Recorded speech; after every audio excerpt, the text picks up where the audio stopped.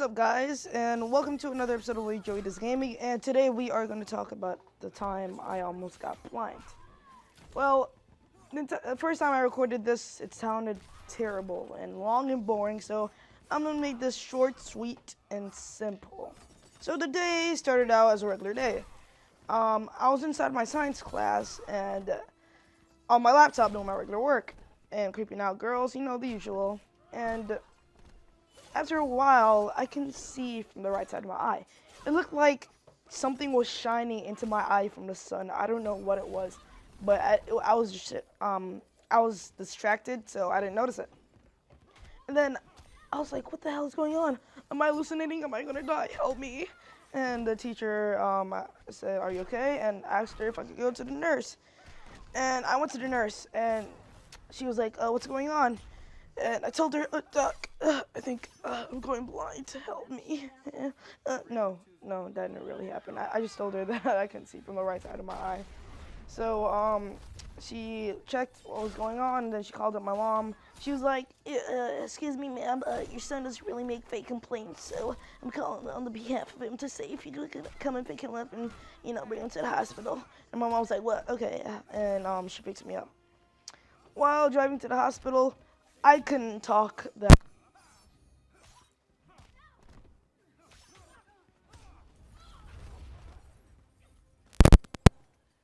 Yeah, sorry. While going to the hospital, I couldn't talk that good. I started to slur my sentences. I was like, "Mom," and my mom was like, "Oh my God, it's my son." No, she she just drove me, and she's like, "Oh my God, are you okay?" And then I was like, "Yeah," but I couldn't make full sentences. So we got to the hospital, and then this weird doctor guy comes in. He looks like he was probably like 6'1" or something, and he asked me some questions, and I said yes, no, blah blah blah. And this lady comes in, and then she penetrated me with her needle.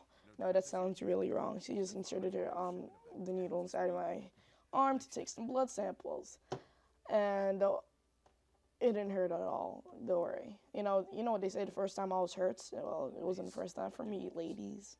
No, crap, I really need to stop. Okay, so she took some blood samples.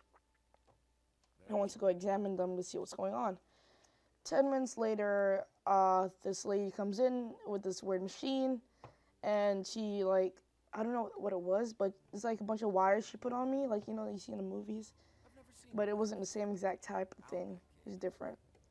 And, yeah, and whatever that machine was doing, was probably checking something on my body, I don't know.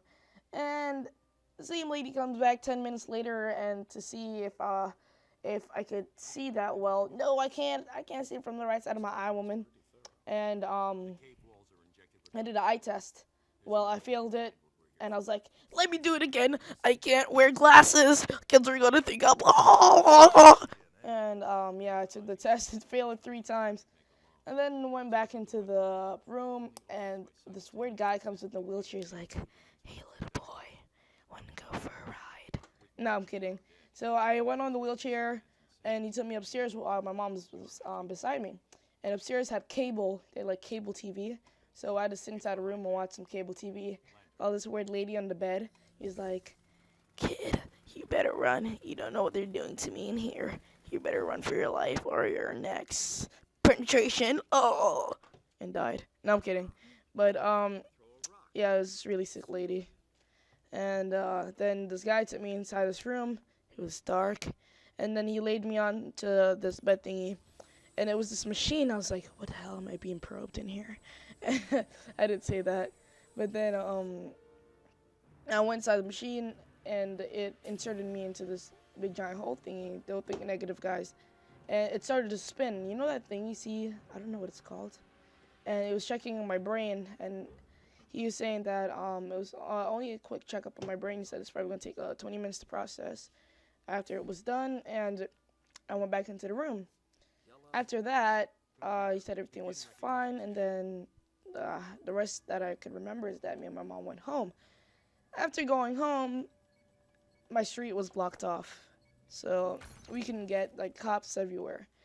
We drove around to the other side. That side was blocked off too. And it was kind of scary because we didn't know what was going on. We didn't know if someone died on the street, or a murder or a robbery happened, or my place burned down.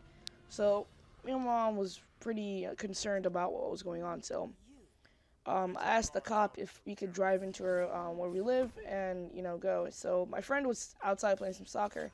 It's like, yo, bro, you know what's going on the street? It was like, yeah, some little girl got run over. I was like, oh my god.